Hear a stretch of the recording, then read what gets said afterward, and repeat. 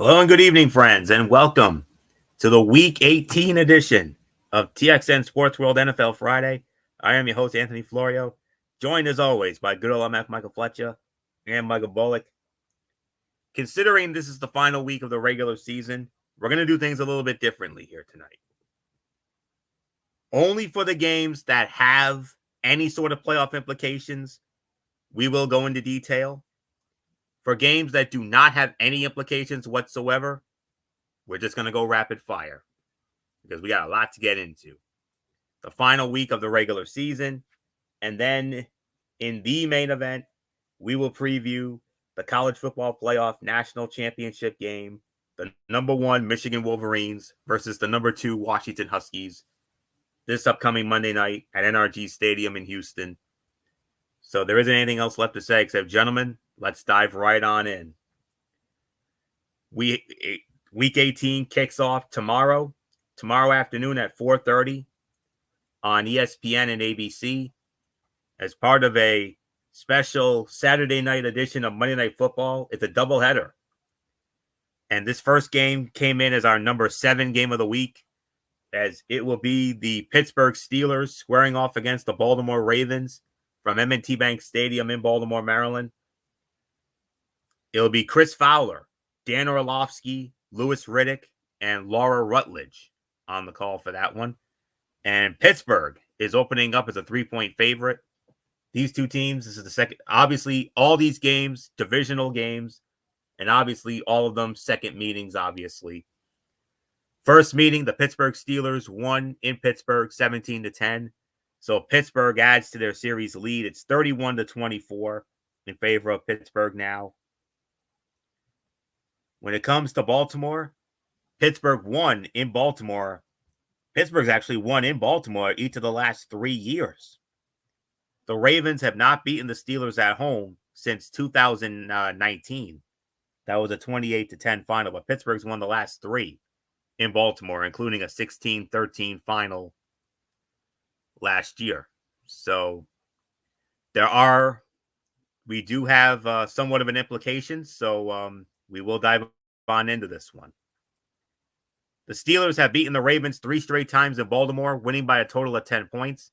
The last time Baltimore won at home against Pittsburgh was the 2019 regular season finale, when the Ravens already had wrapped up the number 1 seed in the AFC and rested quarterback Lamar Jackson. With the Ravens clinching the AFC's top seed last week, Lamar Jackson is also sitting out this game. Safety Minkah Fitzpatrick will get his first interception of the season. Fitzpatrick recently returned to practice after injuring his knee against the Colts in Week 15, but his availability is less in question against the Ravens than it's been the last 2 weeks. Tyler Huntley, starting at quarterback for the Ravens in place of the resting Jackson, has thrown 1 touchdown pass to 3 interceptions in 3 games against the Steelers. For the first time in his career, Fitzpatrick is on the verge of an interception-less season. He beats the buzzer by snagging one off Huntley in a crucial finale. Steelers are 6-1 versus the Ravens since 2020, 3-0 against Lamar Jackson, 3-1 against all other quarterbacks. The X factor is how many players Baltimore rests. On paper, of course, the Ravens are the much better team. But with the number 1 seed already locked up, the Ravens will rest Jackson and likely many other key players and coast through Week 18. How much they do will dramatically impact Pittsburgh's chances. Ravens are locked into the number 1 seed. We all know that. But the Steelers still have a lot on the line. They can clinch a playoff berth with a win, and then either a Jacksonville loss to Tennessee, a Buffalo loss to Miami, or for the Houston-Indianapolis game to end in a tie. But they can also get in if they lose to Baltimore. Pittsburgh would then need a Denver win over Vegas, a Jacksonville loss to Tennessee, and anything but a tie in the Houston-Indianapolis. ESPN's FPI says Pittsburgh has a 22% chance. Look for the Ravens to have some unlikely fantasy contributors. Running back Melvin Gordon III, who had 6 carries last week against Miami, might play a larger role this week behind Justice Hill, who finished with 8 touches and 22 fantasy points last week. Considering that the Ravens lead the league with 32 rushing attempts a game, both Hill and Gordon could be big factors with Jackson sitting out. As for the Steelers, wide receiver George Pickens has caught 11 of 15 targets for 326 receiving yards the last 2 weeks since Mason Rudolph assumed the starting quarterback role. Steelers are 4-1 against the spread in division games this season and 15-8 against the spread since 2020. The FPI actually loves Baltimore, 79% by an average of 10 points.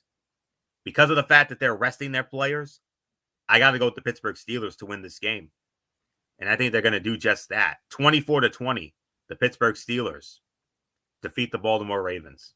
So nothing left for me to say. Good old MF Michael Fletcher, come on in. Week 18, the final week of the regular season. It's here and it's now. Pittsburgh and Baltimore coming in at number 7. Baltimore has everything locked up after they smashed Miami last week. Pittsburgh still has something to play for here. They actually do, and you kind of stole the thunder on me with by putting all the scenarios in there. Basically, you basically said it. Everything that you just said is exactly what would need to happen. So if you're Pittsburgh, you got to win this game.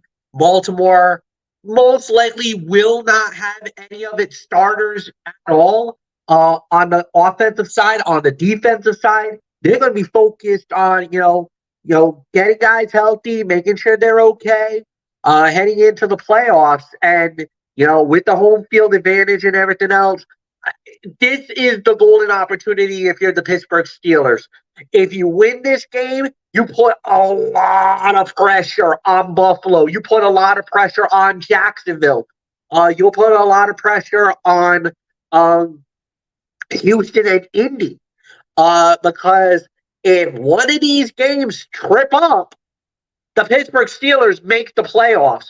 And if you really think about it, the road that Pittsburgh has gone through, the ups and the downs that they had to go through, to fire Matt Canada, the way that they did during the season, and you remember, Anthony, a few weeks ago, me and Michael Bullock had a little bit of a sparring debate about really, could this be the year where Mike Tomlin gets fired?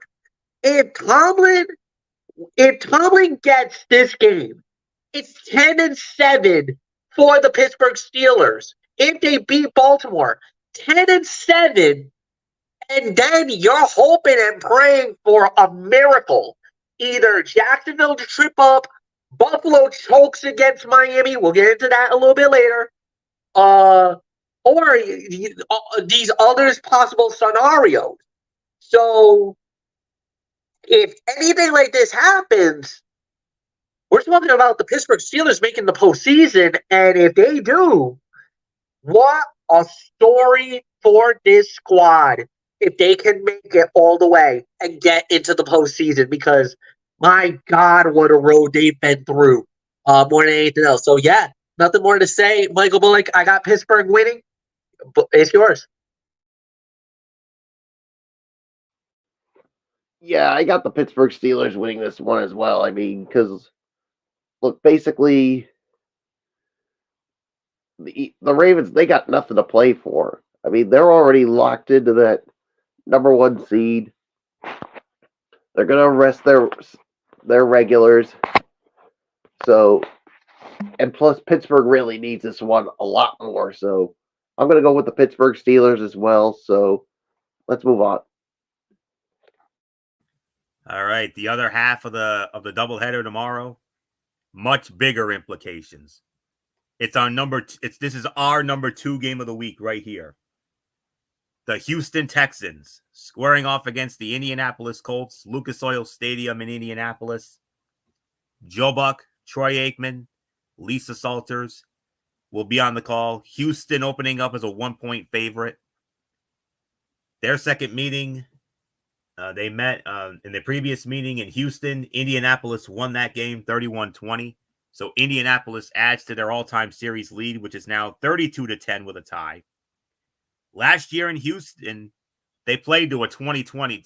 Last year in Indianapolis, rather, Houston won 32-21. The Colts' last home win against Houston was the year before, 2021, by a score of 31-3. MF, I apologize for stealing your thunder on that last little bit there, but I'm not making that same mistake twice. But then again, we know what happened. We know what it is here, as I give it to you to start it off. our number 2 game of the week. It's very simple. Winner's in, loser goes home. Am I right? Winner's in, loser goes home. However, there's even a higher level that could get surpassed, because not only is there a playoff spot, but there's actually a division that could also be won as well. And I will elaborate on that in just a moment. Obviously, Indy versus Houston, the winner of this game goes to the playoff as long as there's no tie.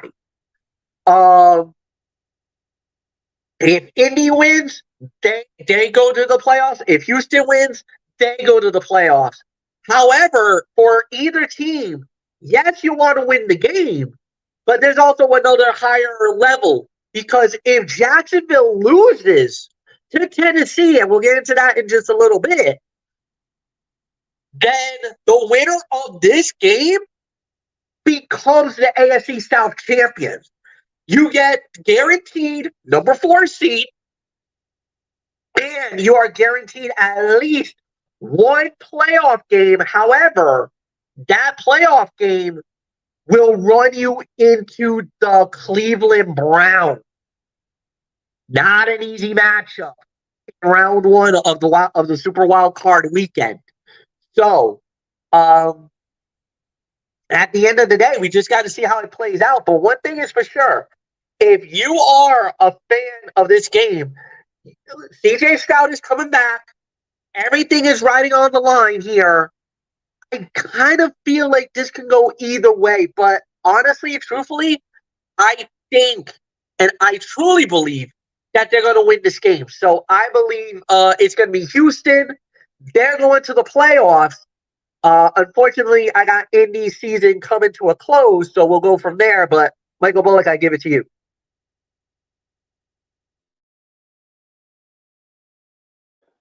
Yeah, I gotta go with Houston as well. I mean, I just been so impressed with this team, especially with the play of CJ Stroud. I just can't fathom them with their season ending. So yeah, I'm with you, Fletch.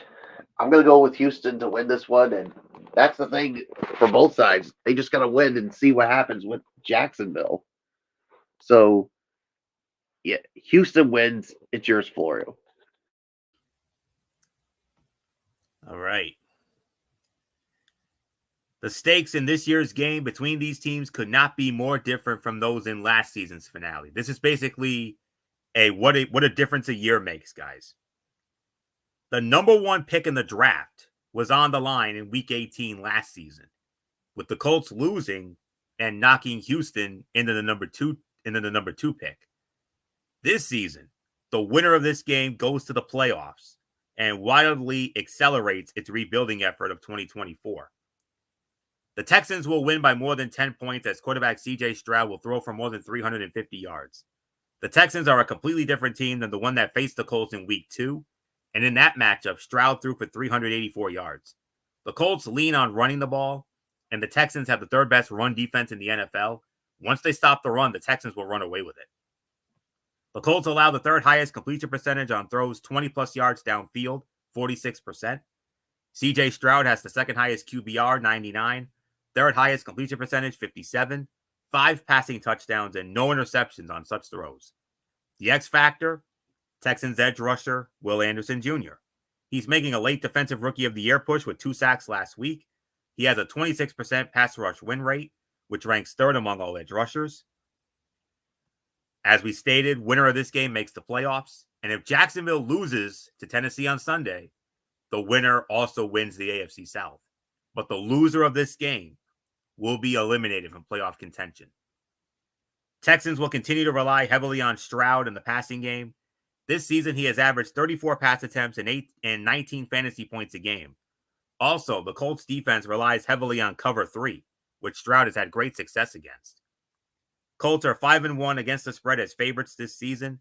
Texans are 4-1 against the spread as road underdogs this season with 4 straight covers. Slight FPI favorite for Indianapolis, 52% by an average of almost 1 point. But I agree with these guys. I got to go with the Houston Texans as well. 31-23, Houston defeats Indianapolis. So not much more to say. Let's move on to the Sunday slate. Only 6 early games. And let's start it off. And we have another implication game here. The Tampa Bay Buccaneers squaring off against the Carolina Panthers. Bank of America Stadium in Charlotte on Fox. And on that call will be Kenny Albert, Jonathan Vilma, and Shannon Spake. And the spread favors Tampa Bay. Tampa Bay opening up as a 4.5-point favorite. First meeting between these two, Tampa Bay won, but it was ugly. It was a close, ugly win in Tampa. Tampa won 21-18. Cutting into Carolina's series lead, it's now 25-21 in favor of Carolina. Last year in Charlotte, Carolina won 21-3. Tampa's last win in Charlotte was the year before, 2021, 32-6. Michael Bullock, we started with you, and it doesn't get any more simpler than this when it comes to what's at stake. There's only one thing at stake. Tampa wins, they win the NFC South. They lose, they're done. Yeah, I mean, for Tampa, like you said, they gotta do their job here. I mean, yes, I mean you could say it's easy against Carolina, but I've always said a team that's dangerous is a team that's got nothing to play for. And Carolina looks to play the role of spoilers, but I got Tampa winning this one. I think they're going to win this game, and I think they're going to win the NFC South. So there's nothing more to say. It's yours, Florio. Pretty simple. Tampa Bay can win the NFC South and secure a home game in the first round of the playoffs with a win. The Buccaneers are facing a Carolina team that gave them fits in Tampa in a 21-18 win in Week 13. Expect a similar game on Sunday with a slight edge to the Bucs, who rank 19th in scoring and should outproduce a Carolina offense, ranked 31st and coming off its first shutout loss since 2002. Buccaneers receiver Mike Evans will catch 2 touchdowns and breaks his personal best of 14 touchdowns in a single season.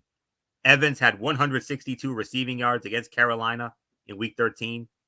He's averaged about 139 yards in the last 4 games against Carolina and has caught 6 touchdowns in those games. The Panthers' Bryce Young has had 7 starts this season with 0 passing touchdowns, including the Week 13 loss at Tampa Bay. One shy of tying for the 3rd most such starts by a rookie quarterback since 1950. He's tied for the 2nd most by a number 1 overall pick. X Factor, Buccaneers quarterback Baker Mayfield. He had a lot of skeptics before the season, but here we are in Week 18 with him sitting at number 16 in QBR. All he needs to do is play at that same level again, and Tampa Bay should roll over Carolina. Buccaneers are in a must-win spot. Victory makes them the NFC South champs again. A loss sends them home. And the Panthers draft slot is locked in at number 1 after their 14th loss of the season last week. But unfortunately for Carolina, that pick belongs to the Chicago Bears after a trade in the lead up to last year's draft. Mike Evans should be heavily involved against Carolina. He has averaged 8 targets a game this season. He's also averaged 17 fantasy points a game against Carolina in his career. For the Carolina Panthers, unders are 8-2 in their last 10 games. FPI loves Tampa Bay, 72% by an average of almost 8 points. Tampa, you know Tampa's hopping mad. I mean, they had a golden opportunity to win the division at home on New Year's Eve and ended up getting steamrolled by the New Orleans Saints. So they're going to take out those aggressions and their frustrations on Carolina. Tampa Bay wins 24-10. Tampa Bay wins the NFC South yet again. So not much more to say here. MF, Tampa Bay win. They win the division. They lose. See ya. Yeah, and I believe Tampa will win the division, and I think they'll get the job done. Look, like you said, Carolina is just a team that's just they just want to end the season now. They're not worried about anything else. They just want to end the season now. There's really nothing more to say, and yeah. So give me Tampa to win it, and yeah. So let's just move on. Or should I give it to Bullock? Or no, Bullock started. So all right, so it's back to you, kid. Yes, it is. And we move on to the next matchup. And this is one of the few games this week that do not have any implications whatsoever, as it will be the Cleveland Browns squaring off against the Cincinnati Bengals from Paul Brown Stadium in Cincinnati. This game came in as our number 8 game of the week. Yeah, Cleveland Browns, Cincinnati Bengals, Paycor Stadium, formerly Paul Brown Stadium in Cincinnati. This game is on CBS. And on the call for that one will be Tom McCarthy, James Lofton, Jay Feely, and Tiffany Blackman. And Cincinnati is opening up as a 7-point favorite. They met in their first meeting, I believe it was on opening day, as a matter of fact, week number 1 in Cleveland, and the Cleveland Browns smashed the Cincinnati Bengals 24-3. So when it comes to the all-time series lead between these two, with that Cleveland win and all the way back in week number 1, it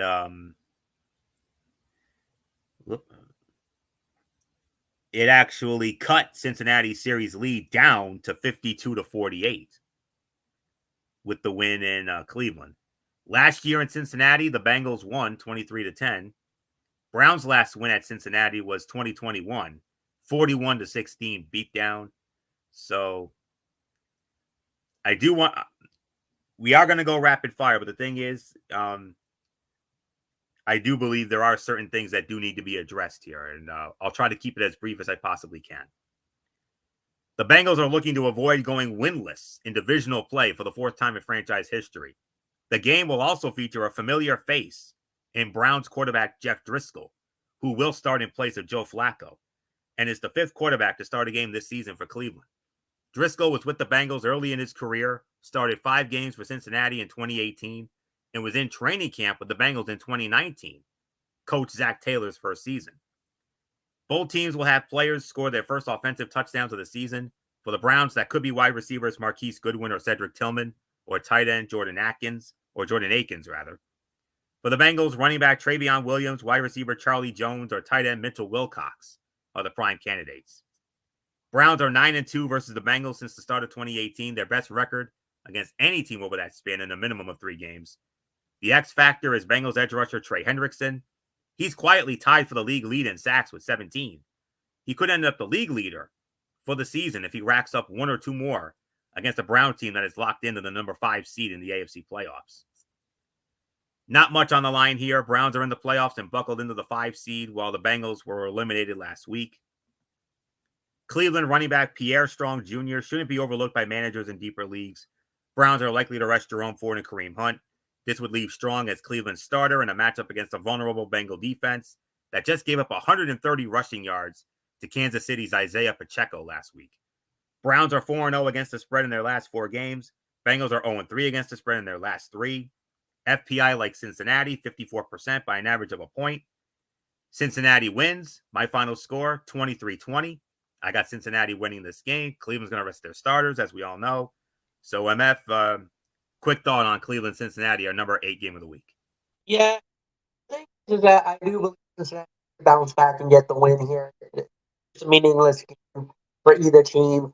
Cleveland is going to, like I said, they're going to be getting ready for the postseason next week, and I do believe they will rest starters. Cincinnati at home, I feel like this is going to be a good game for them. So nothing more to say. And yeah, Michael Bullock is yours. Yeah, I got Cincinnati winning. I mean, look, Cleveland, they're just going to rest their starters because they're already locked into the number 5 seed. So yeah, Cincinnati wins this one. So let's move on to the next game. All right, next up, NFC North divisional matchup. Looks like there are implications in this one. It will be the Minnesota Vikings squaring off against the Detroit Lions, Ford Field in Detroit, on Fox. And on the call for that game will be Joe Davis, Daryl Moose Johnston, and Pam Oliver. And Detroit opening up as a 3.5-point favorite. They met just 2 weeks ago on Christmas Eve in Minnesota. That's the game where the Detroit Lions won the NFC North Division for their first division title in 30 years. Ugly, close game, 30-24. Detroit won. cutting Minnesota's one-sided series lead to 80-42 with 2 ties. Last year in Detroit, Minnesota won, or I should say Detroit won, rather, 34-23. They've won the last 2 meetings in Detroit. Minnesota last won in Detroit in 2020, 37-35. So, with that being said,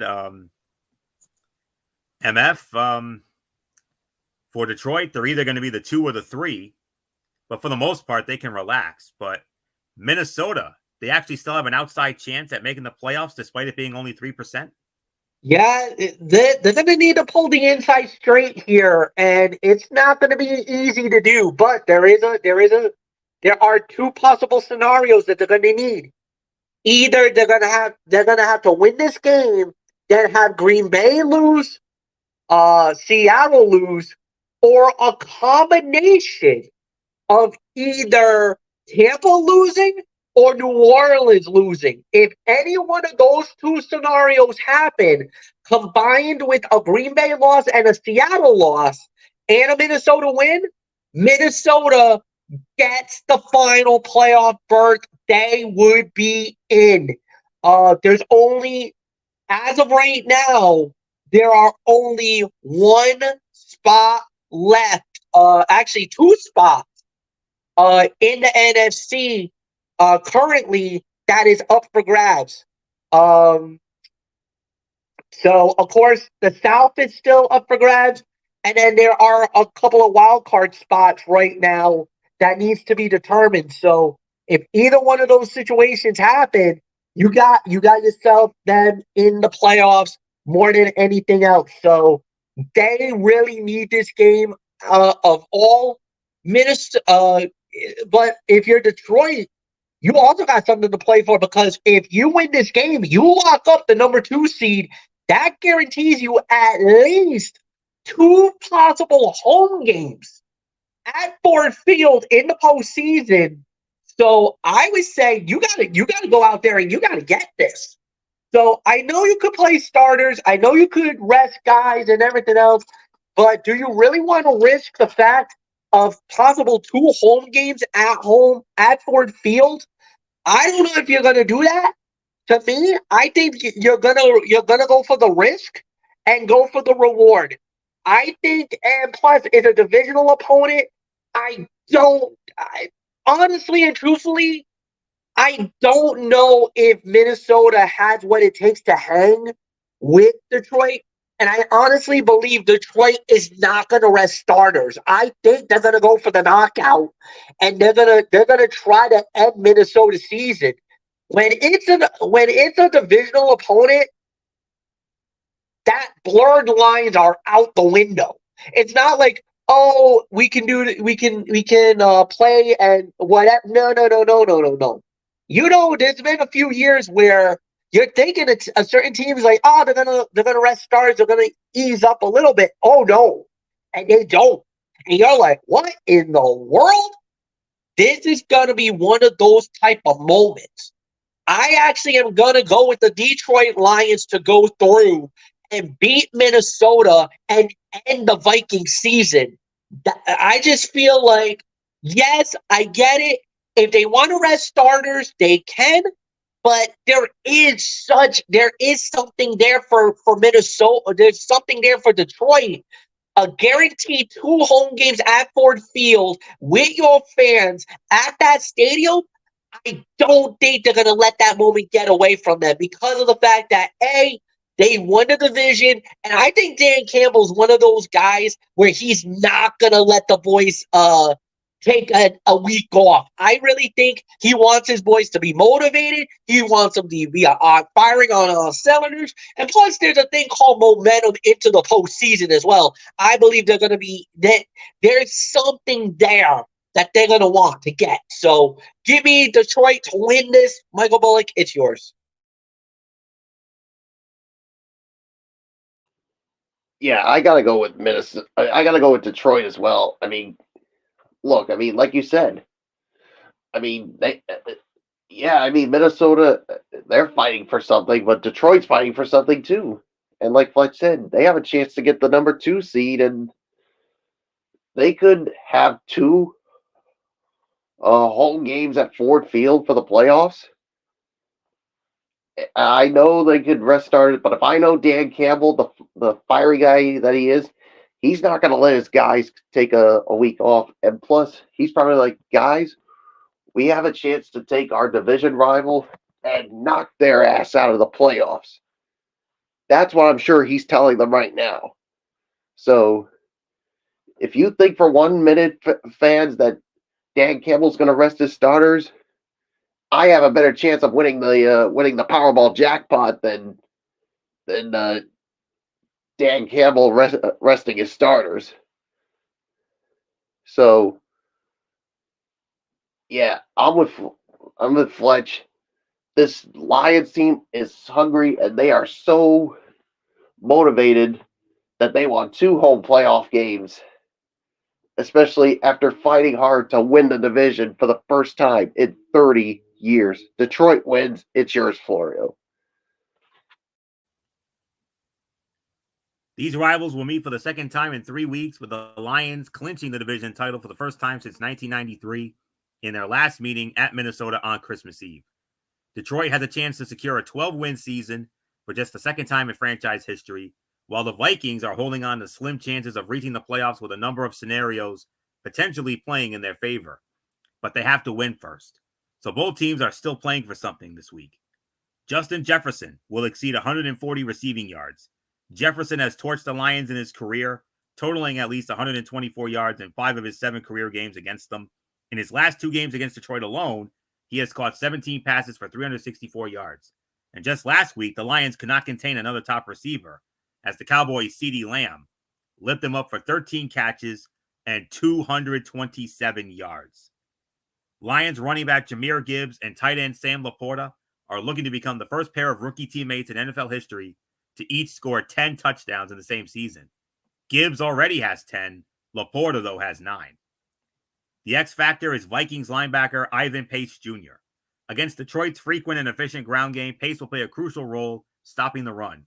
The undrafted free agent rookie ranks 5th in run stop win rate among linebackers. The NFC North champion Lions will be either the number 2 or number 3 seed in the playoffs. But for the most part, they can relax on Sunday. But the Vikings are still clinging to playoff dreams.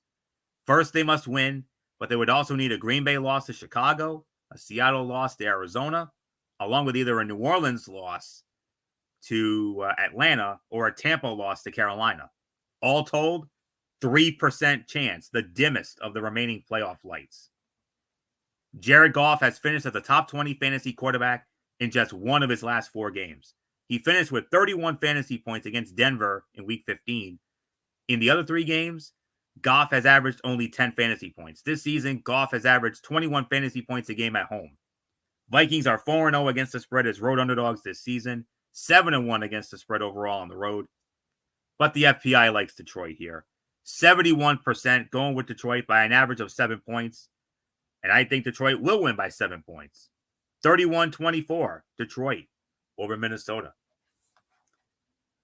Next up, we have another game with no implications whatsoever, and it's only fitting that Michael Bullock will be leading off on this one.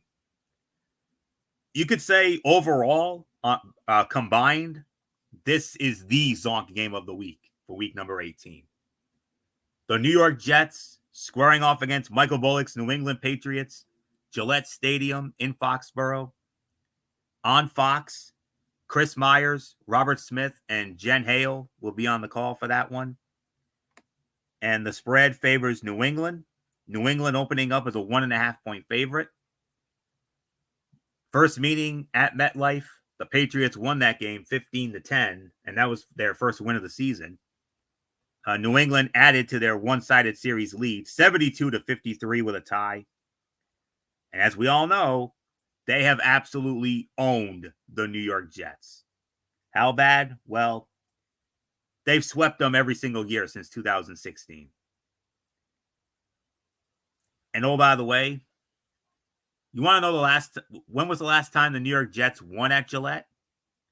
Regular season-wise, it was all the way back in 2008 on a Thursday night, 34-31 in overtime when Brett Favre was their quarterback. Last time they won there overall, January 2011, AFC divisional playoff when they stole one 28-21. Since then, the Jets last beat the Patriots and that was in New York, 26-20 in overtime, all the way back in 2015. Count it up, 2, 4, 6, 8, 10, 12, 14, including this year. New England's won 15 straight against the Jets. Michael Bullock, obviously there is nothing on the line whatsoever, no implications whatsoever. But I do want to give you a moment here to address. I know it's been a hard year for you guys. It's been a rough year for your Patriots, but could be the end of an era. This possibly could be the last time we see Bill Belichick roam the New England sidelines at Gillette Stadium. And oh, by the way, for those of you here in New England, we got a snowstorm coming this weekend. And oh, by the way, it's very likely this is going to be a snow game. How fitting is that, Bullock? It's very fitting. I mean, look, we've been hearing so many rumors, especially during the week. I mean, so a lot of them, not just local, but national pundits, they think that this could be the last game for Bill Belichick. Because many people feel like, look, after everything this team has gone through, especially this season, they feel like it's time for a change. I know people have been saying, oh, why you keep on winning when you have a chance to improve on your draft status? But because the thing is, this team is playing hard, not just for themselves, and not just for the Patriot legends that put on that uniform, but they have played hard for their coach because they love Bill Belichick, they respect Bill Belichick, and they know how much he means to this organization. I expect this team to come out, play hard once again. They're going to play with their heart. They're going to play with blood, sweat, and tears. Because if this is indeed the last game for Bill Belichick, they want to send this guy out a winner. And then what happens after that? Who knows? But like I said, if this is indeed the last game for him as a Patriots head coach, they want to play hard for him, and they want to send him out a winner, and that's what I think is going to happen. The Patriots win, and they send Bill Belichick out a winner if this is indeed his last game as a coach. And for all you Patriot haters or Bill Belichick haters, even in the local and national pundits, if you don't like it, you know what I say? You can take it and stick it. It's yours, Florio. Well said, my friend. Well said. Could this be Bill Belichick's final game as Patriots coach? A snow game is a possibility. And with Jets quarterback Zach Wilson not having clear concussion protocol, it will be a quarterback battle of Trevor Siemian versus Bailey Zappi. Siemian, 78 of 133 for 654 yards, 2 touchdowns, and 4 interceptions. Zappi, 115 of 182, 1,184 yards, 6 touchdowns, 7 interceptions. There will be no offensive touchdowns in this game. We're talking about 2 of the worst offenses in the NFL. Jets have scored a league low 17 touchdowns, Patriots only 25. Throw in some sloppy weather, and you have to believe the game will be dominated by defense. The Patriots have won 15 straight against the Jets, the longest active win streak in the NFL by one team against another, and tied for New England's longest win streak versus a single opponent. They also won 15 straight against my Buffalo Bills from 2003 to 2010. The X factor is Jets tackle Mekhi Becton. Over the last 4 weeks, the Jets left tackle ranked 64th out of 65 tackles in pass block win rate. The Jets need better play at that spot, no matter the quarterback. Both teams were eliminated long ago. Neither can land the top draft pick. The Patriots have a chance to secure a top 3 pick, while the Jets have an outside chance at a top 5 pick. Jets running back Breece Hall has had 20 or more touches and scored 27 or more fantasy points in 2 straight games, but he has a difficult matchup against the Patriots. This season, New England has been able to contain every running game it has faced, allowing the second fewest rushing yards a game and the fewest rushing yards per attempt. Jets are 0-6 against the spread against teams currently with losing records this season. FPI likes New England 54% by an average of 1.5 points. New England wins 23-13. New England sends Belichick out a winner if it is indeed the end of an era.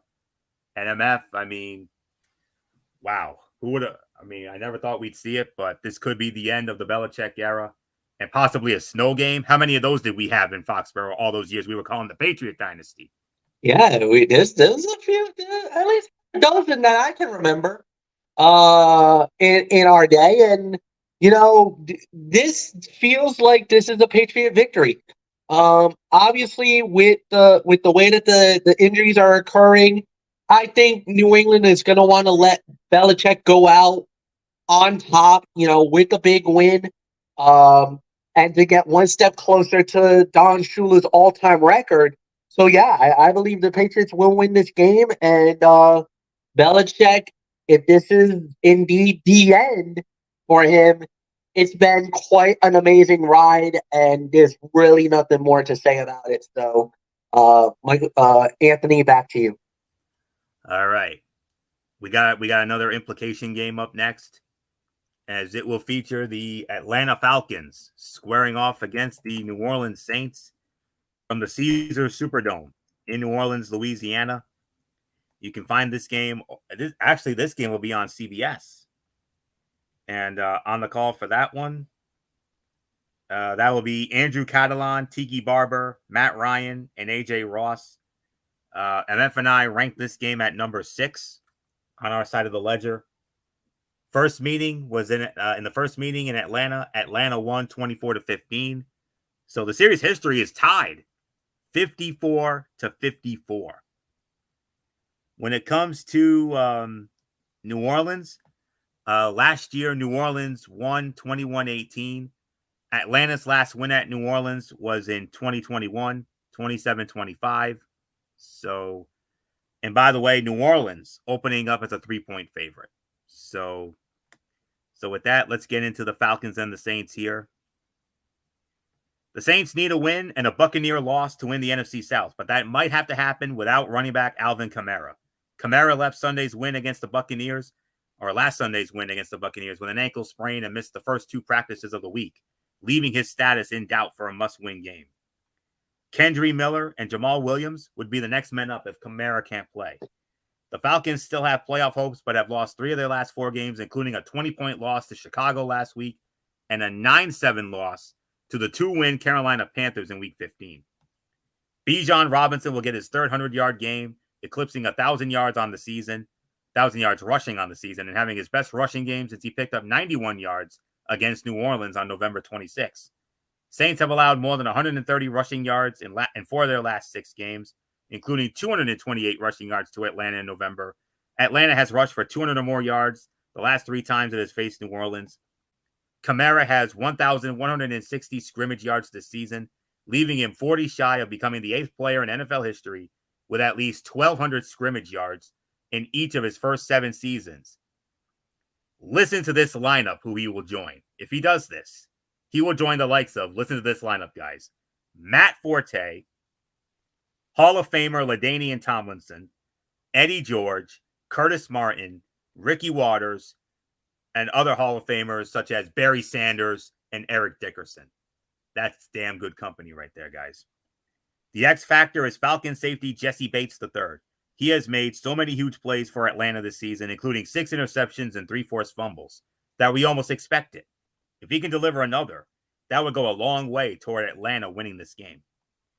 If Tampa Bay somehow loses Sunday, the winner of this game would win the NFC South. And the Saints have a bonus scenario for a wild card spot, and I'll let MF get into that in just a moment.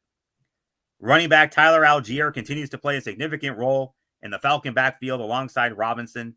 Algier has averaged 10 touches a game in his last 6 games. In each of his last 2 games, he has scored 16 fantasy points. Falcons are 5-11 against the spread this season, tied for worst in the NFL, and they're 4-11 against the spread in their last 15 games. The FPI likes New Orleans, 61% by an average of 4 points. I got New Orleans winning this game, 27-21. New Orleans knocks off Atlanta. So not much more to say here, MF. if God forbid Tampa Bay loses to Carolina, winner wins the South, but New Orleans has a bonus scenario for a wild card spot. Hit us with it. Yeah, if New Orleans wins their game and then they get losses from Green Bay and Seattle, that gets New Orleans into the postseason. There isn't even a scenario that if the game ends in a tie for New Orleans, then they would need a combination of Seattle and Green Bay to both lose their games, and they got to outright lose. And they're through. They get through. So it's going to be an interesting matchup. I'm going to go with New Orleans. I think they're going to get it at home. Even though there's no Kamara, that's definitely a little bit of concern. But I do believe New Orleans should get the job done and win that game. So I got New Orleans winning. Bullock, is yours.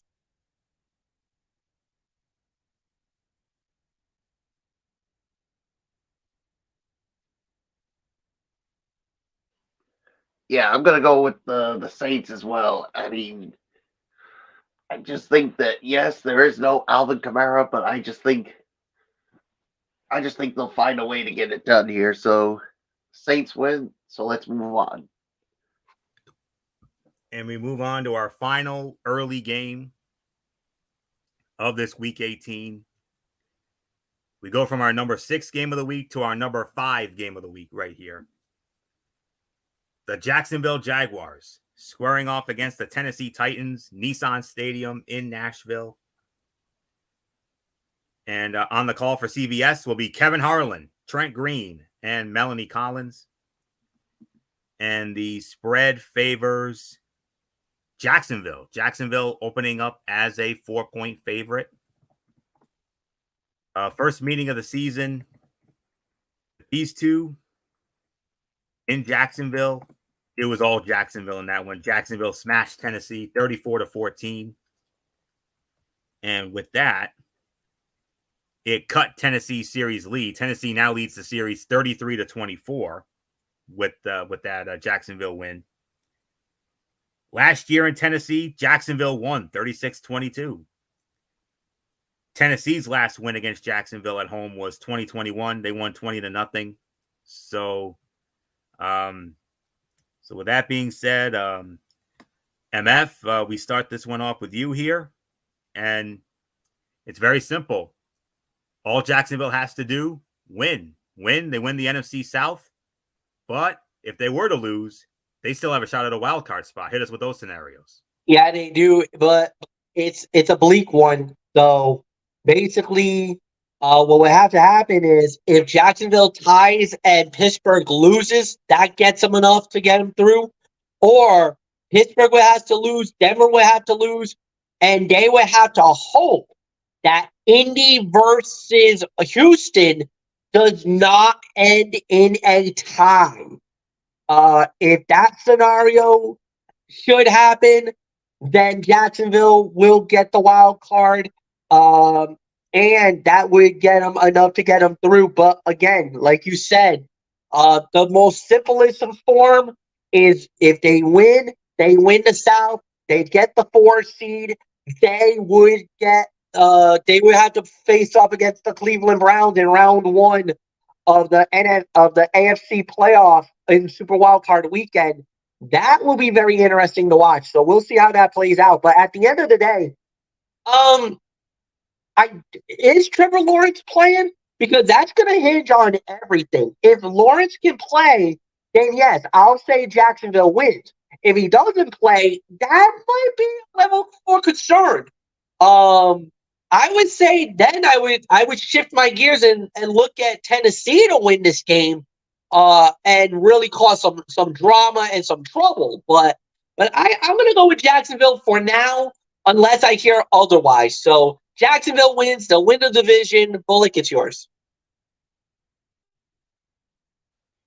Yeah, I'm gonna go with the Jacksonville Jaguars too. I mean, they fought so hard to try to get this division, and I think they're gonna fight hard to win, not only win this game but win this division. So, Jacksonville wins. It's yours, Florio.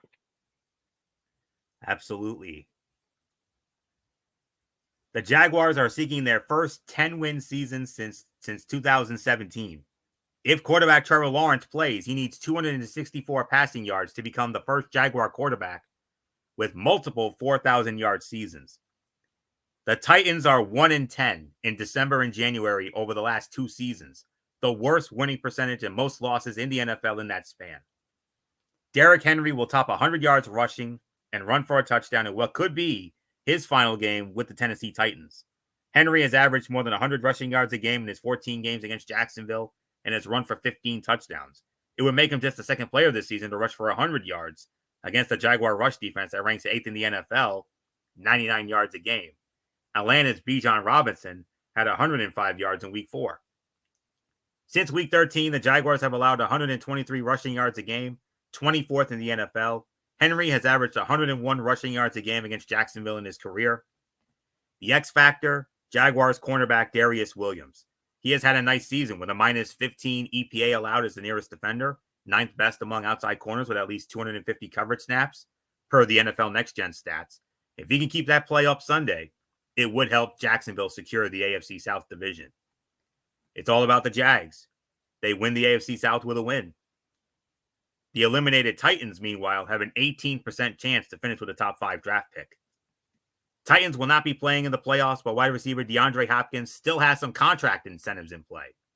It is possible for him to earn up to $750,000. That's $750,000. If he finishes the game with at least 7 catches, 49 receiving yards, and 2 touchdowns.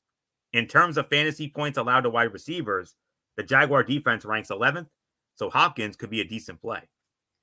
Titans are 1-8 against the spread against teams currently with winning records. Jaguars 3-0 against the spread against teams currently with losing records. FPI loves Jacksonville 70% by an average of 7 points. Jacksonville wins 20-10. Jacksonville wins and they win the AFC South yet again. Now we move on to the late games. We got 7 of them, and we started off, and they're all kicking off at 4:25. Double headers on both CBS and Fox. That's why we love this final week of the season. Started off with a game that will be seen on Fox. The Seattle Seahawks squaring off against the Arizona Cardinals. That's State Farm Stadium in Arizona. Formerly the University of Phoenix Stadium. Kevin Kugler, Mark Sanchez, and Laura Oakman will be on the call for Fox in that game. And the spread favors Seattle. Seattle opening up as a 3-point favorite. In the first meeting in Seattle, Seattle won 20-10. So Seattle adds to their series lead. It's now 26-22 with a tie. Last year in Arizona, Seattle won 31-21. Seattle's won the last 2 meetings in Arizona. Arizona's last home win against Seattle was 2020. That was a 37-34 overtime win in 2020. So there isn't anything left for me to say on this. I believe Michael Bullock starts this one off. So Bullock, let me set this one up for you. There actually is an implication here in this one. I just got to find the matchup on my notes here. All right. Seattle wins. Well, I could let MF run that scenario when they get it, but Seattle actually has a playoff hopes. They have to win and get some help. 27% likely. Arizona, 69% chance at a top 5 draft pick, but obviously no implications for Zona, but Seattle, they need to win and they got to get some help. Yeah, I got the Seahawks winning this one, and like you said, they got to do their part and win, and then have some things go their way in order for them to get in. But we'll let Fletch talk about that one. So so I'm gonna go with the Seattle to win. So it's yours, Florio.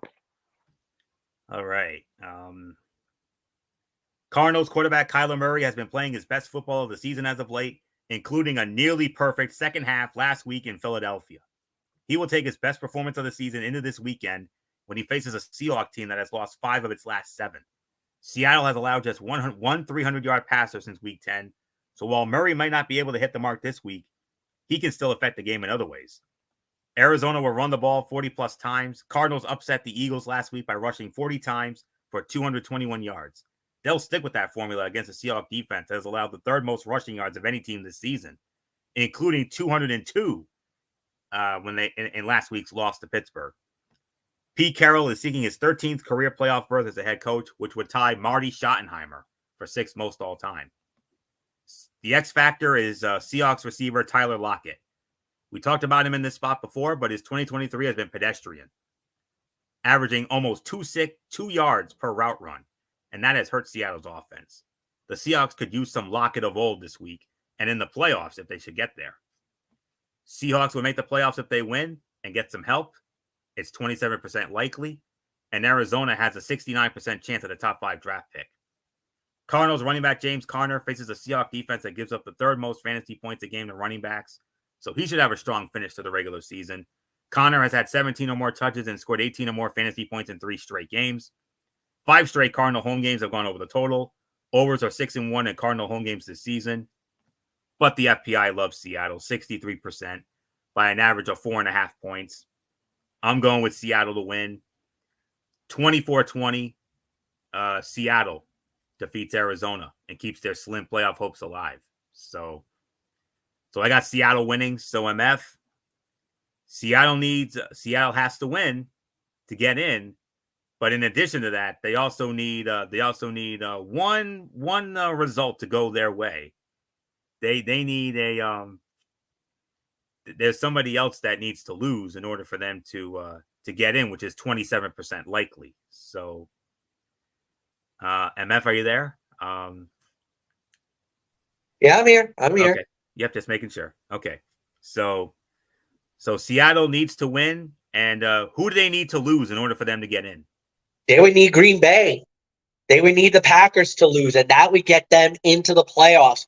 A loss or a tie, that would get them through. However, if for some reason Arizona and Seattle ends in a tie, then they need a combination.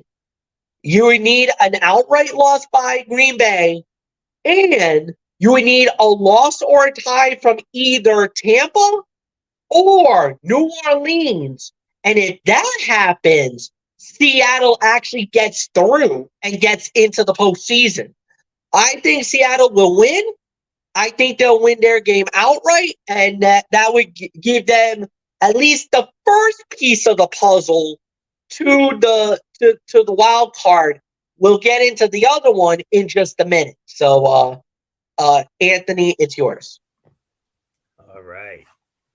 So with that, all right.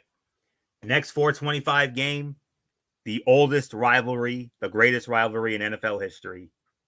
The Chicago Bears squaring off against the Green Bay Packers from the frozen tundra of Lambeau Field. And this game's going to be on CBS. How cool is this, guys? Chicago and Green Bay on CBS at 425. And it's about to get better. Hello, friends. Jim Nantz, Tony Romo, and Tracy Wolfson are going to be on the call for this game. And the spread favors Green Bay. Green Bay opening up as a 3-point favorite. They met all the way back in week 1, opening day in Chicago. Green Bay won that one going away 38-20. And Green Bay added to their all-time series lead. They now lead the series 105-94 with 6 ties. Last year in Green Bay won easily 27-10. The Chicago Bears have not won at Lambeau Field since 2015. 17-13. Green Bay has won 7 straight against Chicago at home. And as far as what is at stake when it comes to this matchup, I will defer that to MF because I'll briefly address it in a minute. Aaron Jones could do something that no Packer player has ever done: rush for 120 or more yards in 3 straight games. After Green Bay had not had a 100-yard rusher all season, Jones went for 127 yards against Carolina and 120 more against Minnesota in his first 2 games back from a knee injury. However, the Bears have the NFL's #1 rushing defense in terms of fewest yards allowed a game at 84. The Bears will play spoiler to Green Bay's playoff hopes and beat the Packers for the first time since 2018. Chicago's defense, which has held opponents to fewer than 20 points in 5 straight games, finishes off its second half surge by forcing Jordan Love to throw 2 interceptions, the quarterback's first game with multiple picks since week 10. Keep in mind, that's a bold prediction. That's not my prediction necessarily. Bears wide receiver DJ Moore has 1,300 receiving yards this season, 5th most in franchise history. He is 2 yards shy of passing Jeff Graham in 1995 for 4th, and 101 receiving yards shy of passing Marcus Robinson in 1999 for 3rd. The X factor is Packers right tackle Zach Tom. He'll be responsible for stopping Bears defensive end Montez Sweat, but his numbers suggest he's up for the challenge. Tom ranks 18th out of 69 tackles in pass block win rate this season. It's very simple. Green Bay wins, they're in. But if they lose, well, I'll let MF decipher that in a bit. Aaron Jones has had 17 or more touches and 11 or more fantasy points in 3 consecutive games. Bears defense has given up the 9th most fantasy points a game to running backs. In his last 5 games against the Bears, Jones has averaged 22 fantasy points. Bears have covered 5 straight conference games. FPI loves Green Bay, 57%, by an average of 2.5 points. I got the Green Bay Packers winning this game. I'm going to say 27-20. Green Bay wins. Green Bay will make it into the playoffs. MF, our number 3 game of the week, according to our side of the ledger here. That's what we agreed on. And, well, it's simple. Green Bay wins, they're in. But if they lose, what do they need to do? What help do they need for them to get in if they should somehow Well, it won't be a major panic. However, it does make the things a little more dicier. But they would need 3 results to break their way. A combination of a loss or a tie by Minnesota, a straight loss to Seattle, and either Tampa would have to lose their game or New Orleans would have to lose their game. If any one of those 3 scenarios, happen, it's game over. Green Bay's through, and that locks up the NFC playoff picture. So I think Green Bay will get the job done. I don't think they're going to have to wait. They'll win the game, and they won't have to worry about the other clinching scenario. So, Michael Bullock, it's yours.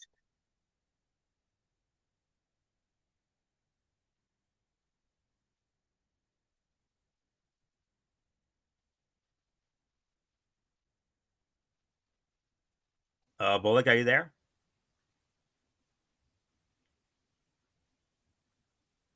Oh, I think we may have lost Bullock here. So we're just gonna have to move on here. Bullock, let us know when you're back in, and then we'll get you caught up there. So all right. Next late game here features our Zonk game of the week on our side of the ledger. The Kansas City Chiefs squaring off against the Los Angeles Chargers from SoFi Stadium in Inglewood, California. On CBS, it'll be Spiro Ditas, Adam Archuleta, and Aditi Kinkabwala. They will have it. And the spread favors the Chargers. Chargers opening up as a 3.5-point favorite. In their first meeting at Arrowhead, it was all Kansas City. Kansas City won that one 31-17. So it obviously adds to Kansas City's series lead here. Kansas City leads the all-time series now 68-57 with a tie. The Chiefs have won the last few meetings here. The Chargers, well, let's see. Last year, Kansas City won 30-27 in LA. The Chargers have not beaten the Chiefs at home since they were the San Diego Chargers in 2013, a 27-24 overtime win in 2013. So there isn't anything left for me to say on this. So MF, obviously, it's our Zonk game of the week here. No implications whatsoever. Quick thought. Yeah. If that's the case, that probably means we're not going to see Travis Kelce. We're not going to see Patrick Mahomes.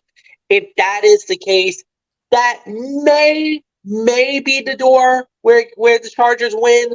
But they've been such a dumpster fire all season long. I just don't see that. Even with the backup, I still believe Kansas City wins this game. I don't know why. I just feel like Kansas City is going to win it. So give me the Chiefs to win. Florio, is yours. All right.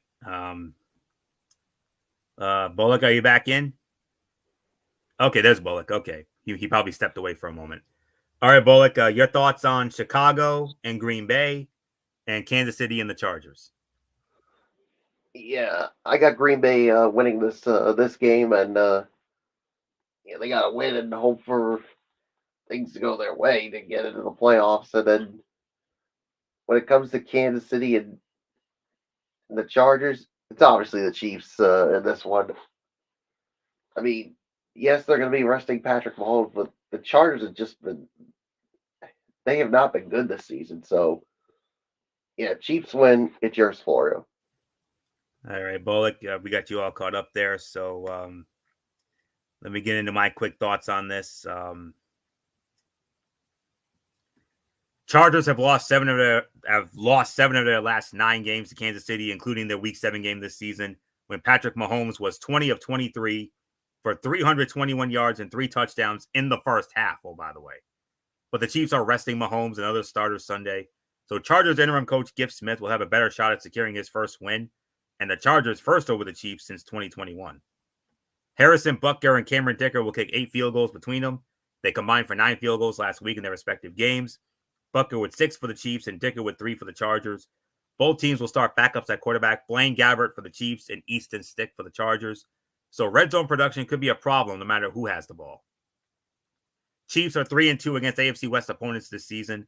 They have not finished 500 or worse in divisional games in a season since they finished 3-3 in 2014, Andy Reid's second year as their coach. The X factor is Chargers wide receiver Quentin Johnston. There's nothing at stake here for either team. Well, maybe the Chargers draft position, but at least LA can get another look at Johnston, who has had a disappointing rookie season. Chiefs will be the number 3 seed in the AFC playoffs no matter what, so perhaps more eyes will be on the Chargers, who still have a 28% chance to land a top 5 draft pick. Chiefs recently signed running back LaMichael Pirine to their roster, with Kansas City expected to rest some of its starters, which could include running backs Isaiah Pacheco and Clyde Edwards-Helaire. Pirine could have a sneaky good matchup against the Charger defense that gives up the 11th most fantasy points a game to running backs. Chargers are 0-5 against the spread in division games this season. Slight FPI for Kansas City, 51%, by an average of 0.3 points. Kansas City wins 23-16. So move on to our next matchup. Another game that has no implications whatsoever. And this will be over on Fox. The Denver Broncos squaring off against the Las Vegas Raiders from the home of Super Bowl 58, Allegiant Stadium in Las Vegas. Jason Benetti, Matt Millen, and Megan O'Leary will be on the call for Fox. And the spread favors Las Vegas. Las Vegas opening up as a 3-point favorite. It's been a bit of a theme so far this evening. Teams meeting for the first time since week number 1. And these two teams also met in week number 1 in Denver, and the Las Vegas Raiders won that game by a score of 17-16 in a very ugly game. So it added to the Raiders series lead, 71-53 with 2 ties. Last year in Las Vegas, Raiders won 32-23. They've actually won the last 3 meetings in Las Vegas.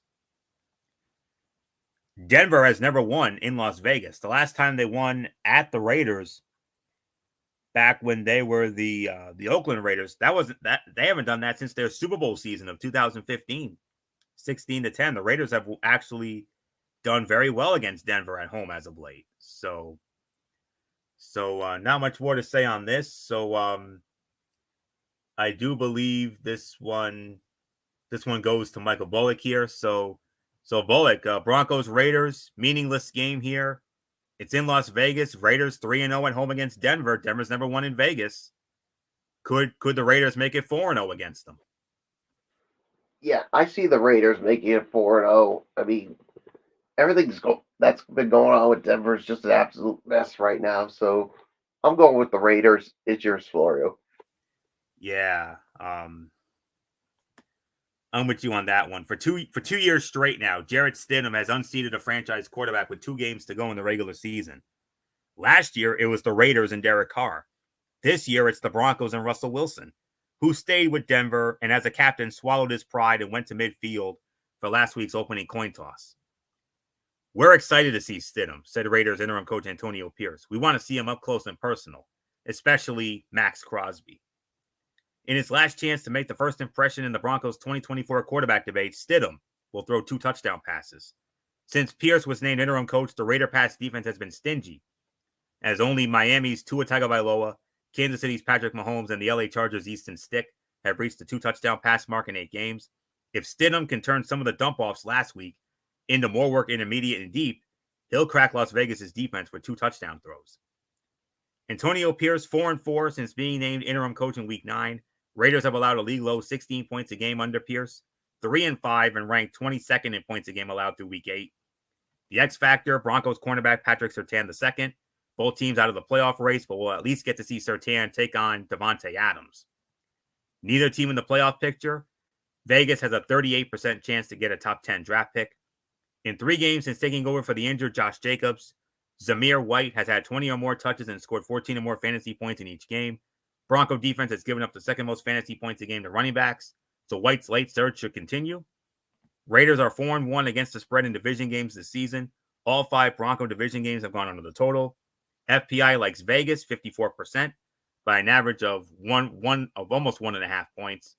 I got the Raiders winning as well, 27-20. Give me the Raiders. So MF, Broncos, Raiders, who you got in this meaningless game?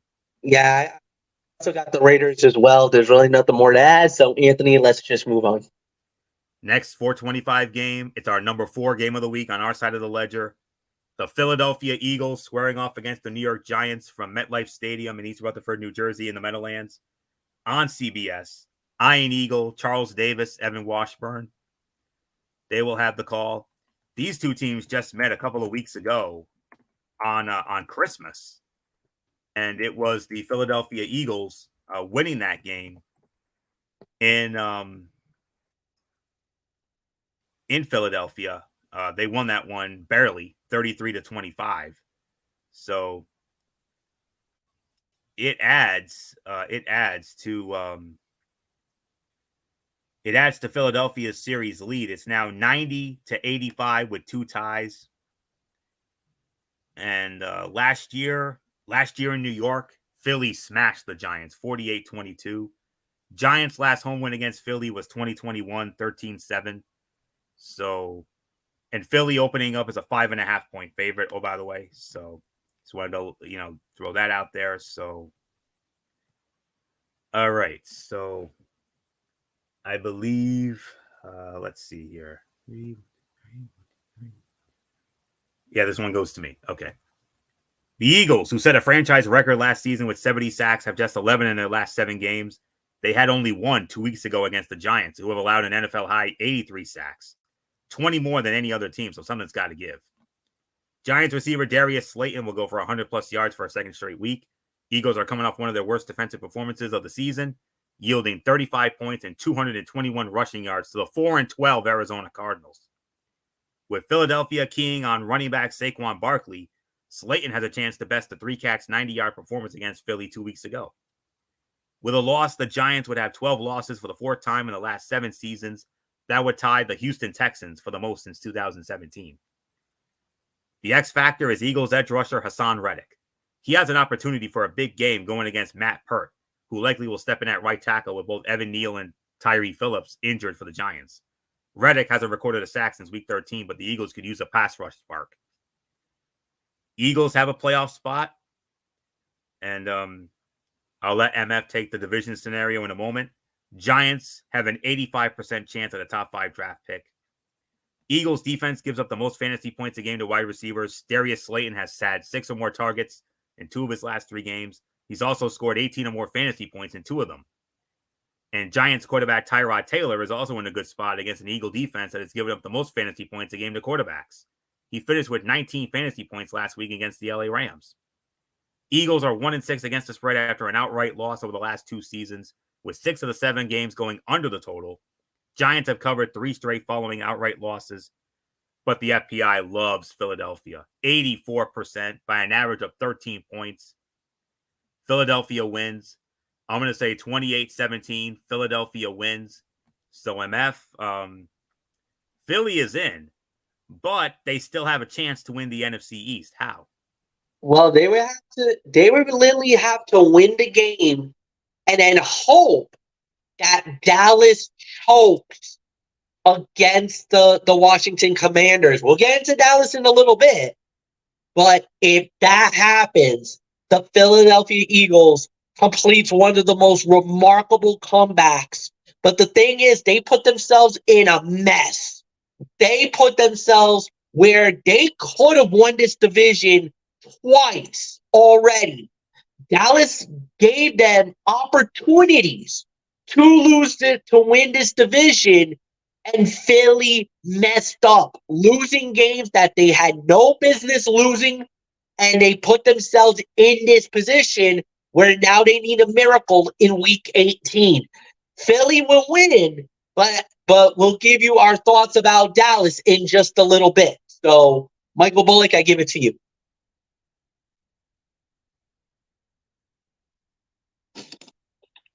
Yeah, I gotta go with Philly to win this one. I mean, there is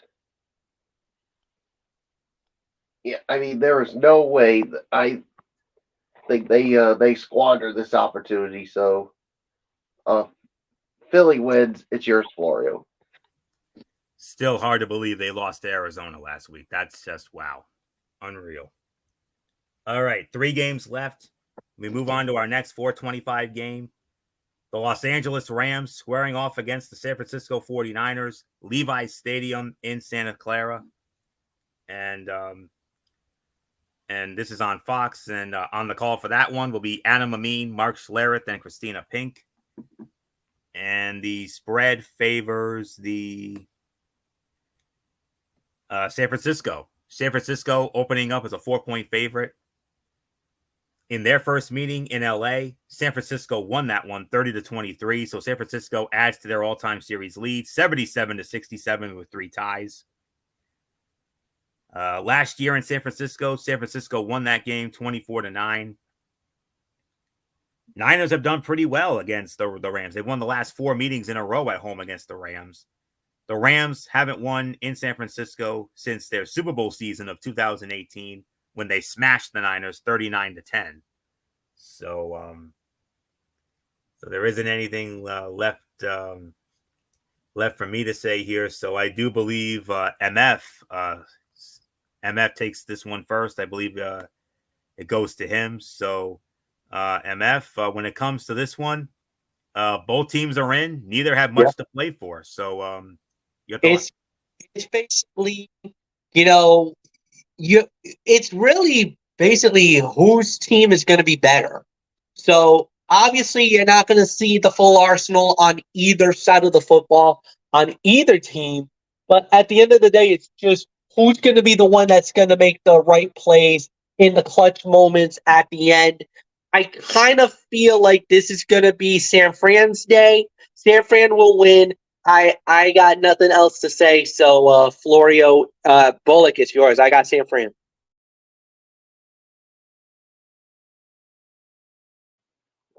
Yeah, I got San Fran winning this one as well. I mean, they are. Look, I mean, I just think they're going to be going into the playoffs with so much momentum on their side here. So, yeah, I got them winning this one. So it's yours, Florio. Yeah. Both teams have wrapped up playoff spots with the Niners cemented as the number 1 seed and the Rams able to do no better than number 6. In other words, neither team has much to play for here, which means neither starting quarterback will play. And it's unlikely the main starters for both teams will play all 4 quarters. San Francisco has won 12 straight games against NFC West Division opponents, tied for the franchise's longest streak since the merger of 1970. But the Niners will gladly trade that streak for better health come playoff time. The Rams are in a similar state of mind, even without a streak to extend. The Rams will win, ending the 49ers' 9-game regular season winning streak against LA. Yes, both teams will be without several starters, but the Rams still have the number 6 seed to play for. This game will also mark the first Rams start for Carson Wentz when LA picked him up on November 7th. So he'll be inspired against a 49er defense that could arrest several players. 49ers have been favored in 25 straight regular season games, second longest active streak in the NFL, only behind the Kansas City Chiefs, who have been favored in 27 straight games. The X factor is Rams defensive tackle Aaron Donald. He switches sides throughout a game, but against the right side of San Francisco's line, which is much weaker than its left side, Donald should be able to dominate in however many snaps he plays. Both teams are in. Neither has much to play for. Niners will be the number 1 seed in the NFC, while the Rams will be either the number 6 or number 7 seed. Expect Rams receiver Demarcus Robinson to have a greater role against the 49ers than he usually does. Cooper Kupp won't play, and rookie Puka Nacua will likely follow suit after he breaks the NFL rookie records. For catches, he's 4 away, and receiving yards, he's 10 away. With the Rams' top 2 targets resting for large parts of Sunday's game, Robinson should profit. Since 2020, the 49ers are 6-1 against the spread against the Rams. FPI likes San Fran 69% by an average of 6 points. I'm going to take a chance on the Niners here. 26-22. I got the 49ers winning.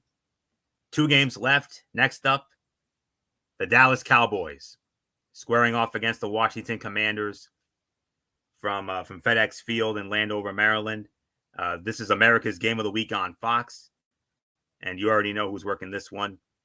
Kevin Burkhardt, Greg Olson, Aaron Andrews, Tom Rinaldi. They will be in Washington for this one.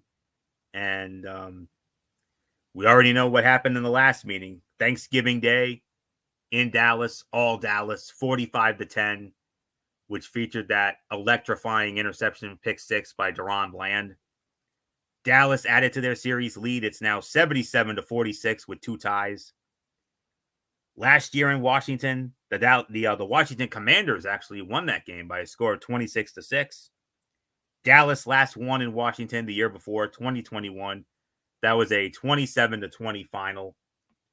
And by the way, Dallas is opening up as a 13-point favorite.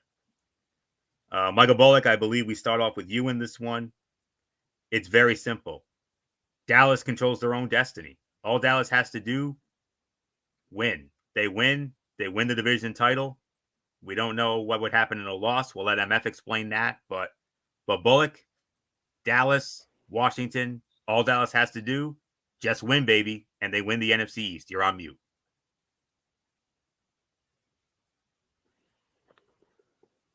Exactly. I mean, I just think, look, I mean, Dallas has been playing so hard to get to this point, and look, Washington, I mean, they got nothing to play for here, but I think it's simple. I got Dallas winning this one and winning the NFC East. So it's yours, Florio. Yes, indeed. Washington quarterback Sam Howell built momentum for this season with a strong season finale showing in a win against Dallas last year. But doing it for a second straight year will be difficult. He has thrown 10 interceptions and only 3 touchdown passes in his last 6 games. Washington's pass protection has been good lately. Howell has been only sacked 3 times in the last 3 games. However, Dallas sacked him 4 times on Thanksgiving. Micah Parsons had 1.5 sacks in that game, and he's got 13 on the season. He has 5 sacks in 5 career games against Washington. Cowboys running back Tony Pollard will reach the 1,000-yard mark for the season. He needs 65 yards, a number he has not topped in the last 4 games. He only has one 100-yard rushing game on the season, and that was week 3 in Arizona. And the run game has been stuck for a good portion of the season. But in its last 4 games, Washington has allowed 167 yards a game on the ground. Terry McLaurin needs 54 receiving yards to become the first player in Washington franchise history with 4 straight 1,000-yard receiving seasons. McLaurin has averaged 53 receiving yards a game in his previous 8 meetings with Dallas. The X factor is Cowboys cornerback Deron Bland. He has been high risk and high reward with both 8 picks and a higher than average 2 yards per coverage snap allowed. But Dallas does not need risks in this game. Cowboys should beat the Commanders handily as long as they don't surrender big plays. Cowboys are in the playoffs and in the driver's seat for the NFC East. Win, and it's a division title for Dallas. We'll have more on them in a losing scenario with MF in a moment.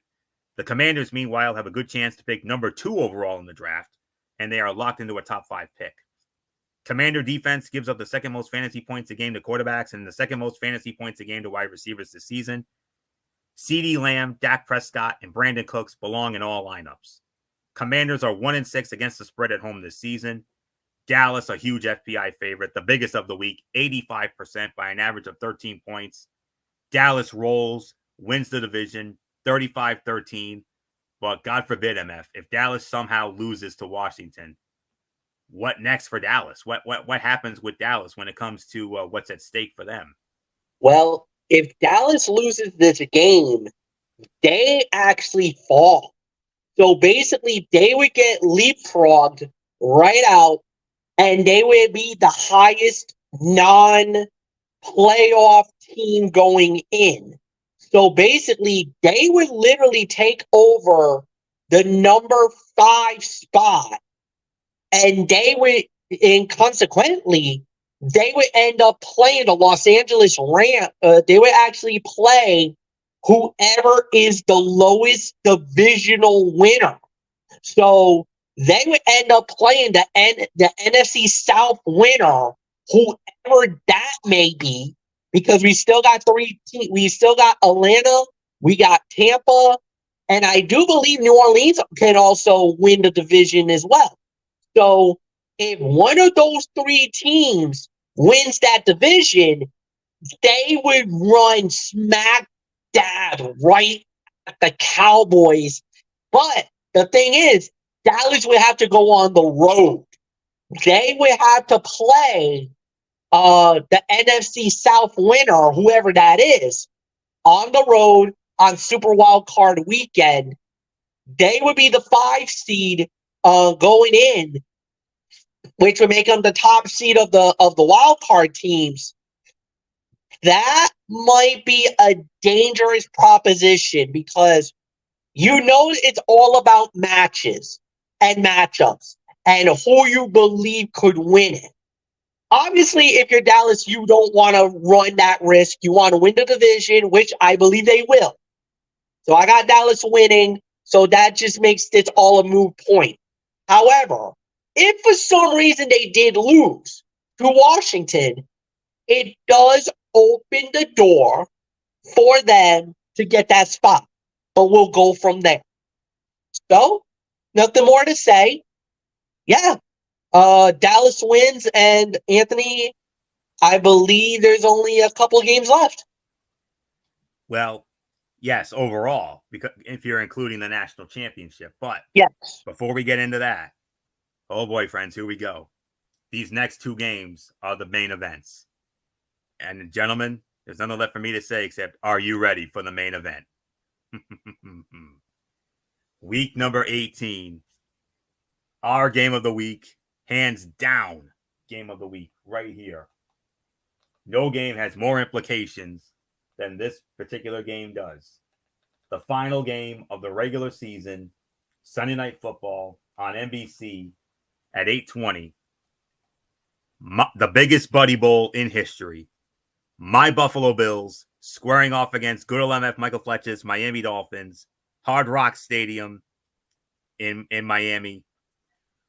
Mike Tirico, Chris Collinsworth, Melissa Stark. Buffalo opening up as a 2.5-point favorite. First meeting in Buffalo, we all remember it. We know it. We remember it. I know I damn sure do remember it. Buffalo smashed the Miami Dolphins 48-20. So it cut Miami's series lead. Miami still leads the overall series regular season wise, 61-53 now with a tie. Last year in Miami, we all remember the Miami Dolphins defeated the Buffalo Bills 21-19, snapping a three-game home losing streak to Buffalo. Buffalo's last win in Miami, 2021, they smashed Miami in that game 35-0. So there isn't anything else left. I don't know what else there needs to be said when it comes to the game of the week by a country mile. MF. Actually, no, it's me. I started it off, and it's only fitting. So Here we go, boys. Here we go. The Dolphins don't expect cornerback Xavier Howard to play Sunday night against Buffalo, but defensive coordinator Vic Fangio wouldn't reveal whether he would have Pro Bowl cornerback Jalen Ramsey shadow Bills receiver Stephon Diggs, who torched Miami for 120 yards and 3 touchdowns in Week 4, or have him match up with multiple receivers. Considering Eli Apple's struggles against Baltimore last week, he allowed 3 catches, 104 yards, and a touchdown. Where Jalen Ramsey lines up will be something to watch. Stephon Diggs will have his first 100-yard receiving game since Week 6 and catch multiple touchdown passes for the second time this season. The production between Diggs and quarterback Josh Allen just hasn't been consistent for a significant portion of the season. But with the Dolphins secondary in a state of flux due to injuries, Diggs will have one of his biggest outings of the year at a time when the Bills really need it. Dolphins quarterback Tua Tagovailoa enters this week leading the NFL in completion rate, almost 70%, and passing yards, 4,451. Tagovailoa is looking to become the 8th quarterback since the 1970 merger to lead the NFL in both completion rate and passing yards, and the first to do it since Drew Brees in 2011. The X factor is Josh Allen. By his own admission, he played poorly against New England last week. Buffalo needs him at his best against Miami. If they get it, the Bills will have a great chance to win their 4th straight AFC East. What's at stake? I don't think we have to spell it out anymore. Winner wins the AFC East and also clinches the number 2 seed in the AFC playoffs. And that seed is just as valuable as the number 1 seed that's occupied by the Baltimore Ravens. That means you're guaranteed at least 2 home games should you get to the divisional round. But while Miami is in, no matter what, Buffalo could miss the playoffs if they lose. MF will set that up for you in a little bit. In the last 3 games, the Bills' defense has given up the second fewest passing yards a game, so Tagovailoa could struggle. Tua hasn't scored 20 fantasy points in a game since a Week 8 win over Michael Bullock's New England Patriots. Dolphins are 1-4 against the spread this season against teams currently with winning records. Bills Mafia, you're going to like this news. The FPI likes us. Buffalo is the FPI favorite, 54% by an average of 1.5 points. Now from here, to say I'm going to be objective about this game is going to be a damn lie. And I know MF's going to feel the same way. So Bullock is going to have to serve as our impartial tiebreaker. Because I already know where MF's going. You damn sure know where I'm going. But let me just say it like this. If anybody had told me that this team would be in position to win the AFC East and have a chance at the number 2 seed in the playoffs, you know what I would have told you all? I would have looked you all dead in the eye and I would have said, are you out of your freaking minds? I could have very easily have pulled out the Jim Mora soundbite and said, I'd be lucky if this team wins another game. But guess what? Since they fired Ken Dorsey and brought in Joe Brady, they've gone 5-1. If it wasn't for coming up just short against, if we didn't let the Philadelphia game get away with us, we'd be in a much better position right now. But if they pull this off, I mean, 2020, out of all the division titles, 2020 was far and away the easiest. We didn't have to work too hard for that division. We coasted to that one. We've had to come from behind each of the last 2 years. 2 years ago, it was Bullock's Patriots. Last year, it was MF's Dolphins. And this year, it was MF's Dolphins. If somehow, some way, this team goes into Miami and somehow steals this thing, which I think they have a chance to do, you want to talk about a phoenix rising from the ashes. That's literally what this would be. And let me tell you, if you haven't seen the post on social media, Bills Mafia has taken over South Beach. A humongous contingent of Bills Mafia is going to converse on Hard Rock Stadium. Guys, you have no idea how big this is. We win this thing. Oh boy. That's all I'm going to say. Just do what you've been doing. I know I'm going to have to sweat it out. I wouldn't have it any other way. I would prefer a decisive win. But, let's let the chips fall where they may. No matter what happens, I'm damn proud of this team for the resilience and the fight that they have shown. They were in their playoff hope. They've gone from having their playoff hopes on life support all the way up to possibly the 2 seed. If anybody had told me that, I would have said no freaking way. I would have said you're out of your damn minds. I'll be lucky if this team wins another damn game. Oh boy, have they proved me wrong. And I believe in this team. I love this team. I'm going with Buffalo to win this game. 31-27. Buffalo gets it done. I believe it. And there isn't anything else left for me to say. So, MF, before I give it to you, I just want to say this as a man of good faith. I know we usually like to have the trash talking and the whole 9 yards, but in a game of this magnitude, I'm gonna cut down, and I'm gonna do my man of good faith bit here. I wish you the best of luck. A virtual mega power handshake. Let the chips fall where they may. May the best team win. AFC East on the line. Number 2 seed in the AFC playoffs on the line. Winner gets both, regardless of who that is. There isn't anything else left for me to say except the Phil Simms to my Jim Nance in our game of the week. This is truly what the words main event were meant for. This here is the main event, brother.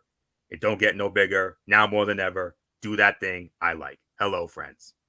Yes, indeed. So basically, if you're Buffalo, if you win this game, you've captured the AFC East. You get it for the 4th time in a row, you're through. However, if Buffalo does not get it, does not win this game, you can still make the playoffs. You would need to either tie with Miami. You would need either Pittsburgh to lose or tie, Jacksonville to lose or tie, and you gotta hope that Houston versus Indy ends in a tie. If any of these scenarios goes the wrong way, Buffalo finds themselves on the outside looking in. For the Miami Dolphins, if they win, the AFC East is theirs for the first time in 15 years. They capture the East. More importantly, the 2 seed, and they would face off with the number 7 seed, whoever that may be. If they lose this game, they fall all the way down to 6. And they would run straight into Kansas City for Super Wild Card weekend. And to be real honest with you, if there was ever a team other than maybe the 4, if there's one team that maybe is vulnerable in this situation, it is Kansas City. Now, obviously, that's going to be a harder game for Miami because of all the injuries that have been racked up. We are hoping that Mostert does play. We need him. We need Jalen Waddle to play. We found out that Teron Armstead will play. We found out that Robert Hunt will play on Sunday. These are guys we need to go up against Buffalo. And that's the thing. Ever since this total wipeout, destroyment that Miami suffered against the Ravens, it gave us that clarity that we needed. A lot of people have now dismissed Miami. They're like, there's no way they're going to win the division. There's no way that, we heard all the negativity for the entire week. We've been hearing all the naysayers saying Buffalo's too good, they're way too hot, that they're going to win the division, and that they're going this way. Yes, I heard about the contingent of Buffalo fans invading Hard Rock on Sunday night. We've heard it.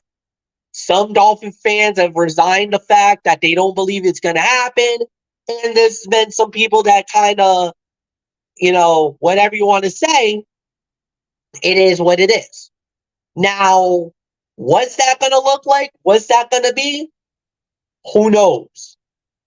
One thing's for sure. Miami has played so good at home that I kind of feel like that's the reason why I think Miami's going to win this. Because they've heard all the negativity. They've heard all this naysay stuff. And the thing is that, yes, the pressure's more on Buffalo. It's not on Miami. If Miami wins, we win the East. If we lose, we're in, no matter what. So we could play a little more cautious. We could play a little more free than Buffalo. Buffalo can't make the same mistake. Can't make the same mistakes as Miami could. That's why I believe that there's not that much pressure on Miami. And I think they're going to get the job done. And I heard all the negativity. I've heard all the naysayers. So I know there's people that wants to see Miami, create the history, win the division, and everything else. And yes, I've heard the negativity, at the end, I want to see Miami win it all and win the division and get there. So without a doubt, I'm going to say I got Miami winning this game. It's going to be close, like Anthony alluded to. I think it's just going to be a dog fight all the way to the very end. So this is going to be a great matchup. Miami wins, captures the AFC East for the first time in 15 years. The 2 seed will be there. And then we just wait and see how this plays out. So I really got nothing more to add. Michael Bullock, it is all yours. Man, and I have to play the role of the tiebreaker here. Yeah, this is going to be a really good game. I mean, especially with the AFC East on the line here. And,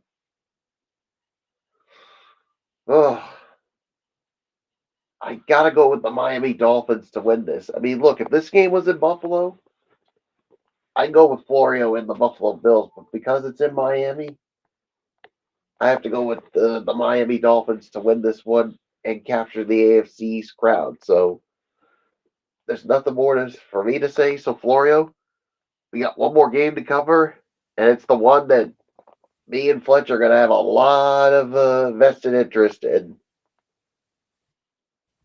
Oh, no doubt about it, man. No doubt about it. I mean, not just you two, but the world.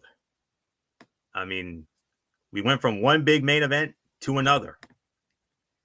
So here we go, gentlemen. This Monday night, 8:00 on ESPN, football playoff national championship game. The number 1 Michigan Wolverines squaring off against the number 2 Washington Huskies. Chris Fowler, Kirk Herbstreit, Holly Rowe, and Molly McGrath will be on the call. Michigan opening up as a 4.5-point favorite. MF, there isn't anything left for me to do. But then again, you know what? I think we should reset. I think we should do a reset. What do you think? It's your call. If you want me to reset, it's totally up to you. Yeah, since we're in a new topic here, let's I'm gonna set the table, and then I'll let these 2 Michigan guys think about it. And here we go, gentlemen. We're gonna go back to the top since we're on a new thing here. The Washington Huskies and Michigan Wolverines will meet on Monday night in the College Football Playoff National Championship in the last game before they become conference foes in the Big Ten. Washington is looking to send the Pac-12, as we know it, off on a high note with a national championship. Michigan, on the other hand, is trying to complete a 3-year journey in the College Football Playoff with a championship of their own. Monday night's title game in Houston is the last of the 4-team playoff era. The playoff will expand to 12 teams next season. It will be the first time since the inaugural final of the playoff era in which an SEC team is not involved in the title game. Michigan is going for the second Big Ten title of the playoff era, while Washington is searching for the Pac-12's first crown of the last decade. As I stated before, Michigan opening up as a 4.5-point favorite. Each team has a headline, and here's the headline. For Washington, Washington listed as underdog for third straight game. Washington has been the betting underdog for its last 3 games. The Huskies proved the odds makers wrong in the Pac-12 championship game against the Oregon Ducks and in the Sugar Bowl versus the Texas Longhorns. Washington benefited from a similar approach to win both games outright. The Huskies used a fast offensive start in both games and earned a handful of defensive stops to allow quarterback Michael Penix Jr. to open up a double-digit advantage. Oregon and Texas each mustered fourth-quarter comebacks, but they came up short against a Washington defense that has gotten better over the last few games. Washington's strategy should not change much in Houston, as it needs another fast start to take Michigan out of its comfort zone. The Wolverines dominated the line of scrimmage in the first half of the Rose Bowl, and they were not forced out of their run-first style until the game-tying drive in the fourth quarter. Washington has a path to victory if Penix and his quartet of wide receivers play well once again, and it has the potential to match Michigan's run game output with Dylan Johnson, who will play on Monday night despite suffering a foot injury in New Orleans. The Michigan headline, Michigan looking to complete 3-year journey in playoff with title. Michigan is finally in the place it dreamt of being in 3 seasons ago. The Wolverines fell short in the semifinal round in each of the last 2 seasons. They probably felt more upset about last year's defeat to the TCU Horned Frogs because the Big 12 side did not put up a fight against the Georgia Bulldogs. There is no guarantee Michigan would have beaten Georgia, but the assumption is the Wolverines would have played a closer title game 12 months ago. Michigan is now at the top of the sport as the number 1 team, and it has an opportunity to finish off its 3-year playoff cycle with the long-awaited title that head coach Jim Harbaugh promised when he first arrived in Ann Arbor. The Wolverines have a simple approach to winning games. They control the line of scrimmage and allow the Blake Corum-led rushing attack to eat up time and produce points on offense. Michigan must guard against Washington's fast start in order to establish its dominance, like it did at the start of the Rose Bowl. Alabama did not have an answer for Michigan's line of scrimmage play until the second half, and even then, the Wolverines kept themselves within 1 score. Michigan needs a near-perfect game to match Washington, and that means it must clean up the special teams errors it had in the Rose Bowl. The Wolverines missed an extra point, a field goal, muffed a punt, and almost fumbled a second punt return. Those mistakes may be punished more against Washington's high-flying offense, and if they are fixed, Michigan will be in great shape to win in Houston. Monday's title game has the potential to be the closest college football playoff national championship since Alabama beat Georgia in overtime in 2018. Washington's offense can go head-to-head with any program in the country, and its defensive showings over the last 2 games proved it could compete on that side of the ball in addition to its strong offense. The Huskies have not seen an offense as run-heavy as Michigan, and conversely, the Wolverines have not faced a passing offense quite like Washington's. It may take a few possessions for each defense to figure out the opponent, and that could lead to some early scoring on each end. Washington has not been blown out this season, and with Penix at the helm, it will have a chance to win. However, Michigan's line of scrimmage control could be the X factor in how many points the Huskies put up. Now, don't get me wrong. I will be happy for whoever wins. I'm just going to lay it out there. But I'm going to be 100% honest with you all. Just as much as MF wants it, and just as much as Bullock wants it, I too want to see the Michigan Wolverines pull a Cody Rhodes, and I want to see the Michigan Wolverines finish the story. And you know what? I think they will finish the story. I have Michigan winning the college football playoff national championship in a high scoring game, 31-28.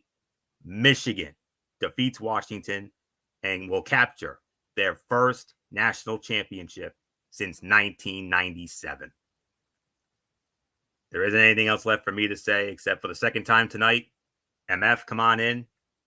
This time, as the Kirk Herbstreit to my Chris Fowler. There isn't anything else left for me to say except for the second time tonight.